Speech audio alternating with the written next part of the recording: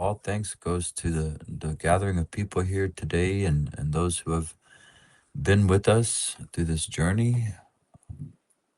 We have a lot of internet presence, relatively speaking, and it's been pretty cool. There hasn't been too much craziness coming off of the internet. And so we managed to have really great yogis here. Naljorpas, I don't know, contemplatives, gymnosophists, whatever you want to call yourself. Who you calling a naked yogi? Who you calling a naked contemplative? But yeah, I guess that's my silly way of just admiring the gathering and all you wonderful, wonderful people here and the sincerity and devotion of your practice. I'm so happy that we've connected and we have access to these profound teachings now, which weren't always accessible and definitely unexplored for thousands of years, actually, by what we would consider the West. If they were explored, it would be in the most obscure ways that you wouldn't have heard about it. If one of you comes across, a colonialist practicing Longchen or somebody in the Enlightenment age, or, you let me know. It would be fascinating. But as far as I know, they just pretty much stole stuff from the Tibetans and from the Indians and then claimed it as their own, a lot of psychologists and philosophers. So what we have here is the way of abiding, and I'm just going to jump right back into it. Spontaneous presence is the theme, and it's revealed within the larger scope of it's not entailing effort or achievement. And so here are the root verses of the way of abiding. Because the nature of mind is spontaneously present, the fundamental ground, the heart essence, is encompassed with an awakened mind. Unsought through the 10 attributes, it is spontaneously present, so there is no need to try to develop view, meditation, or meditative absorption. No need to accomplish anything else through the usual process of causality. No need for the turmoil of hope and fear to arise. The immediacy of spontaneous presence truly is primordial Dharmakaya. And Longchenpa's commentary says, since Dharmakaya is timelessly ensured in the essence of awareness, without ever uniting with and then separating from it, there is no point in trying to accomplish this anew through view, meditation, conduct, and fruition that entails striving based on hope and fear, or through the stages of development and completion, activity, and so forth. So, yeah, it's basically saying, you've probably been doing mantras for a while, you've probably been doing visualizations for a while, but you can lay those down. You don't need to do those in order to create this view anew. And we talk about the inseparability of emptiness from awareness quite a bit. It's like, you can imagine space right now, and space has a knowingness. So there's a cognitive aspect to space, but it's also empty of any location. Even though there's an earth, that doesn't mean space is located there. Earth is kind of located within space. Space itself doesn't have a location. So awareness is just like that. Awareness doesn't have a location, and that's Dharmakaya. It has a cognizant aspect, this knowingness, which is Sambhogakaya. And so Longchenpa is saying there's no need for stages of development like the bhumis and the jhanas, and there's no need for this zokrim or kirim and zokrim, completion, or usually they would say generation and completion stages. Nice, Choku. And it says, in this regard, it is shown that there is nothing to be sought through the 10 attributes. And maybe Yeshi can put the 10 attributes down there, but it's basically empowerments and mandala offerings and all these kinds of things. What you would find essentially in Vajrayana and outer, well, in the path of purification and the path of transformation when you look at the nine yanas, if you're getting that specific. So it says, in this regard, it is shown that there's nothing to be sought. And then it's citing the all-creating monarch. Ah, the teacher of teachers, the all-creating monarch, bestows transmission on the retinue, uncontrived mind. You who are immersed realize that everything without exception is unborn. Do not strive within the context of the 10 attributes. In the nature of all creating awakened mind, knowing is not a knowing of object and subject, so there is nothing to be rejected. With mastery that comes through realization and abiding in the meaning, there is spontaneous presence in the enlightened intent of the all-creating monarch. So here in this translation, it says, in the nature of all creating awakened mind. So it's telling you the all creating monarch is all creating awakened mind. And of course, Longchenpa in this very text, probably a few paragraphs above it, gives you a synonym for awakened mind as awareness. And again, you may say, well, how is awareness awakened mind?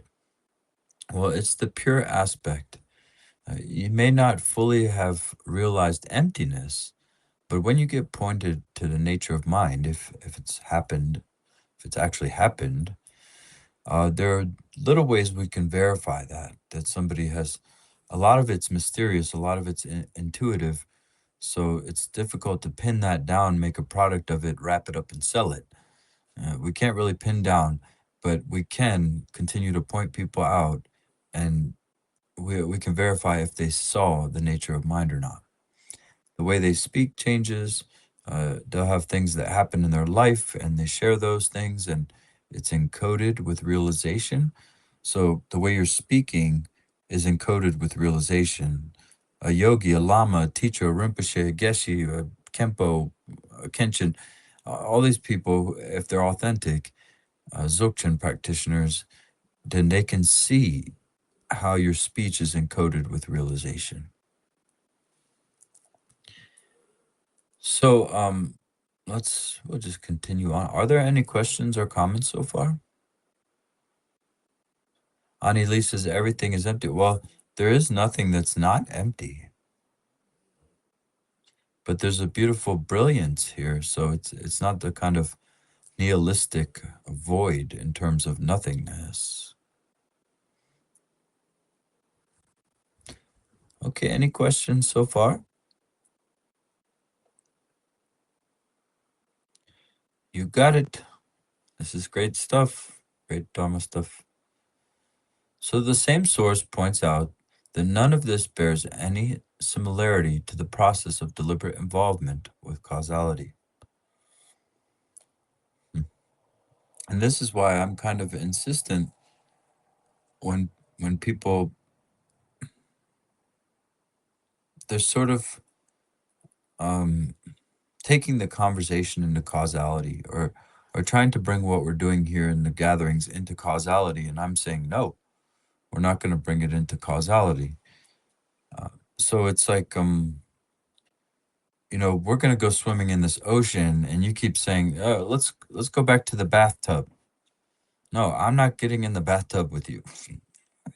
It's not big enough. Okay, I will get in the ocean with you.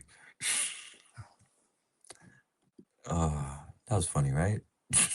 I can't see anybody. But to me, that was funny. All right, very good. Just doesn't take much.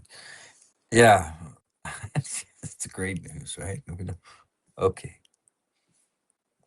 very good. So I think that's a good stopping point. I really do want to continue.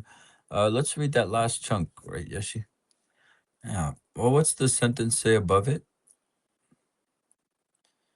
The same source points out, that none of this bears any similarity to the process of causality. Yeah, I read that. Okay, very good.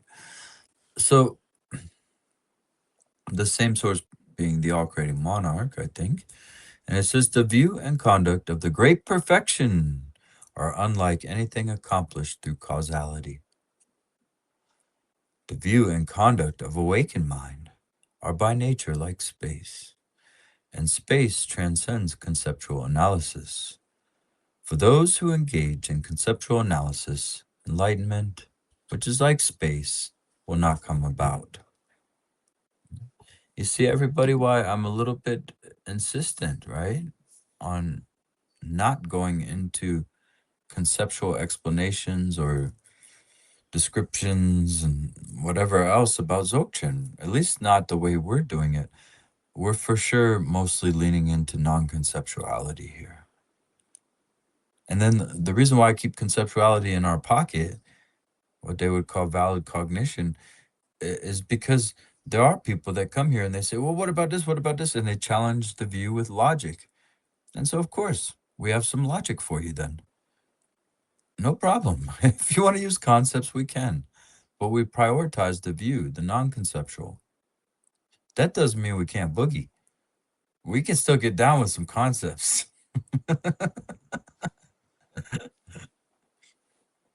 All right, very good. So Nidhi is very late, probably the time shift. I'm sorry, Nidhi. She's like, I thought it was starting now.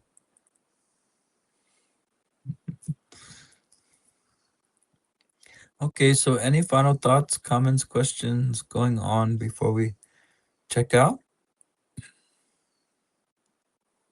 Before we check out?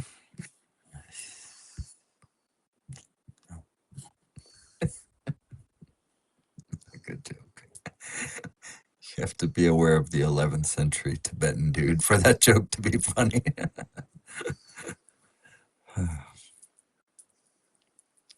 Okay.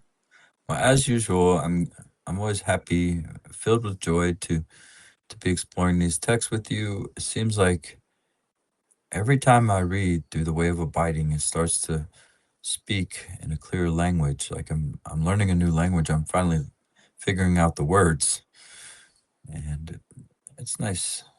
It's a great revelation. The text has a great spirit to it.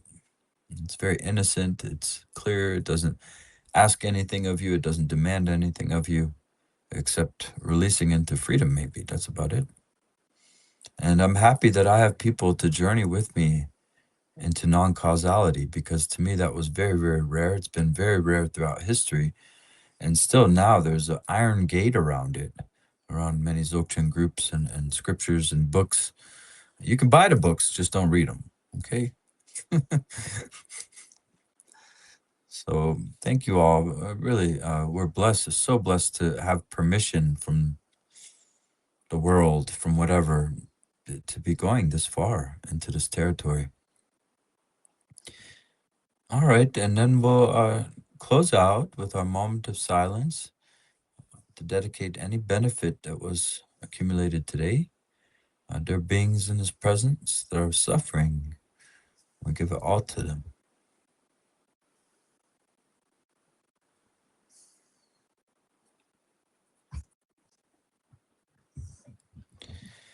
And deep bow to you, everybody.